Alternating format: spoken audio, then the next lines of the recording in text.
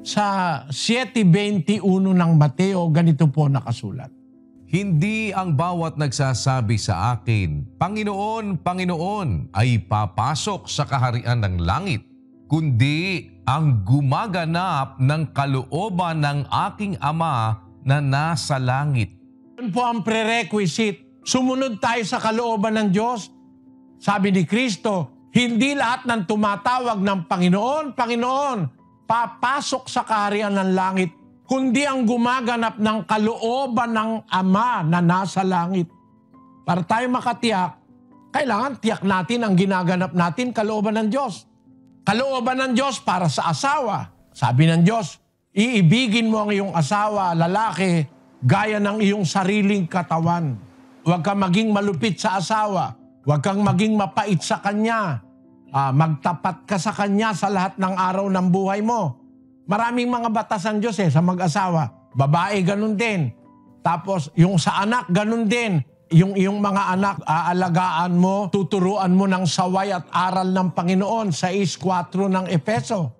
At 22:6 ng Kawikaan. Yung iyong kapitbahay, mamahalin mo. Love your neighbor. Hindi ka magiging kaaway ng neighbor mo. Maraming aral ng Diyos na nababasa sa Biblia. Gaganapin mo yon, kapatid.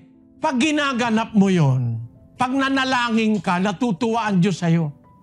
Parang yung apo ko, pag tinawag ako nung apo ko, pag narinig ko na yung salitang kaka, sabi niya, kahit natutulog ako, nagigising ako. Pag narinig ko yung kaka, para bang yung boses nung mahal mong apo ay pumapasok hanggang sa kaloob-looban. Pag naglambing, hindi mo pwedeng tanggihan. Pag may hiniling, kahit nga masakit yung tuhod ko, halika, kakalika, dali, takbo. Masakit yung tuhod ko, hatak-hatak ako Hindi bali na, kahit masakit na. Pagka mahal mo yung bata, no? Ganun ang Diyos, kapatid. Pagka sumusunod ka sa Kanya, pinakikinggan ka niya. Ano man ang iyong ipanalangin, pinapakinggan niya. Huwag ka lang hihingi ng masama.